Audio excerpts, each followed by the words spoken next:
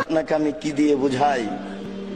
এই শান্তি পাওয়ার একটি পথ, পৃথিবীতে যেখানে যারা মানুষের মতামতকে উপেক্ষা করে কোরআন এবং সহিহ হাদিস মেনে চলতে চায়, তারাই আহলে হাদিস। পৃথিবীতে যেখানে যারা মানুষের মতামতকে উপেক্ষা করে কোরআন এবং সহিহ হাদিস মেনে চলতে চায়, তারাই আহলে হাদিস। পৃথিবীতে যেখানে যারা মানুষের মতামতকে উপেক্ষা করে কোরআন এবং সহিহ হাদিস মেনে চলতে চায়, তারাই আহলে হাদিস। আর একটি কথা মনে রাখবেন, পৃথিবীতে হিন্দু বিদ্বান হোক, ইহুদি খ্রিস্টান বিদ্বান হোক, মুসলমান বিদ্বান হোক, কলমে লিখতে গিয়ে ইসলামী দলগুলিকে উল্লেখ করে যাদেরকে মুক্তিপ্রাপ্ত দল বলে ঘোষণা করেছেন, সেই দলটার নাম হচ্ছে আহলে হাদিস। বিশ্বাস করুন, বিশ্বাস করুন, আমার এই ভাঙাচুরা বিদ্যায়, আমার এই টুটা ফাটা বিদ্যায় আমার জানা নাই পৃথিবীর কোন হিন্দু বিদ্বান, পৃথিবীর কোন খ্রিস্টান বিদ্বান, পৃথিবীর কোন ইহুদি বিদ্বান, পৃথিবীর কোন মুসলমান বিদ্বান, লাখো ইসলামী দল আছে, আহলে হাদিস ব্যতীত আর কোন দলকে মুক্তিপ্রাপ্ত দল বলে কলমে ধরেছে এটা আমার জানা নেই।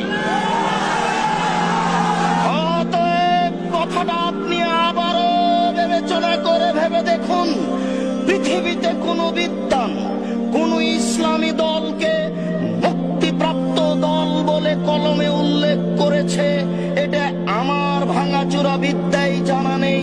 শুধুমাত্র একটি দলকে মুক্তিপ্রাপ্ত দল বলে ঘোষণা করেছে, সেটাই হচ্ছে আহলুল হাদিস। পৃথিবীতে যারা মানুষের মতামতকে উপেক্ষা করে কোরআন এবং সহিহ হাদিস মেনে চলতে চায়, তারাই আহলে হাদিস। বিশ্বাস রাখুন আপনি, এই সহিহ হাদিস বলি এই জন্য ভালো মন্দ দুটাই একাকার হয়ে আছে।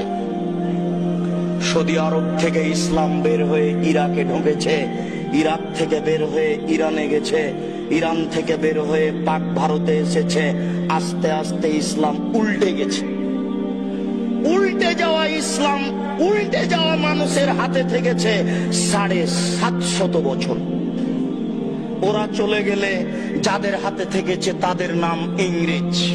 ওদের দালাল ছিল শিয়া, ওদের দালাল ছিল কাদিয়ানি, ওদের দালাল ছিল অমুসলিম, আরো কিছু লোক দালাল ছিল, তা এখন আর বলছি না। ওরাই তাদের বলেছিল যে আপনাদের জানি শত্রু ওরা যারা বুকে হাত বাঁধে, আপনাদের জানি শত্রু ওরা যারা জোরে আমিন বলে। তাই তারা শহরে খুঁজছিল কোথায় তারা। তাই আমাদের বাড়ি শহরে হয়নি, মসজিদেও হয়নি, শহর ছেড়ে পালিয়ে গিয়ে ওই বাগমারায় আশ্রয় নিয়েছি। বাগমারায় গাড়ি তো যায় না, যায় না, গরুর গাড়িও যায় না, গরুর গাড়ি তো যায় না, পায়ে হেঁটেও যাওয়া যায় না। ইংরেজ যেন আমাকে খুঁজে না পাই, আমি ওখানে গিয়ে আশ্রয় নিয়েছি। মনে রাখবেন, আমি মুনাফিকি করতে রাজি নই। আপনার এই কাজ দেখলে আমার খুব কষ্ট হয়। ওই মিথ্যুক আপনার বুকের উপরে মিথ্যা তাফসীর করে যায়, সে আপনার কাছে আশ্রয় পায়। আপনি জানেন না আপনার পরিচয়। আপনি সেই মানুষ, যে মানুষটা বলেছিল ফাঁসির মঞ্চে উঠে যেতে রাজি আছি, নিচে হাত বাঁধবো না। আপনি ওই সেই মানুষ, যেই মানুষ বলেছিলেন ফাঁসির মঞ্চে যেতে আছি, চুপে আমিন বলবো না। সেই মানুষ আজকে পরিবর্তন হয়ে গেলেন, ওটাও ভালো হয়ে গেল। এটা হয় না। জনাব মুসলিহুদ্দিন সাহেব আপনাদেরকে বুঝাবেন ওরা কারা, যারা আমাদেরকে ভুল পথে নিয়ে যেতে চাচ্ছে। আর আমরাই ভুল বুঝে নিজের পথটাকে ছেড়ে দিয়ে অন্য পথে চলে যাচ্ছি। আবারও চেষ্টা করি নিজে কোথায় ছিলাম সেখানে ফিরে যাই। শ্বাস বন্ধ হওয়ার আগে আপনি ফিরে যাওয়ার জন্য চেষ্টা করুন।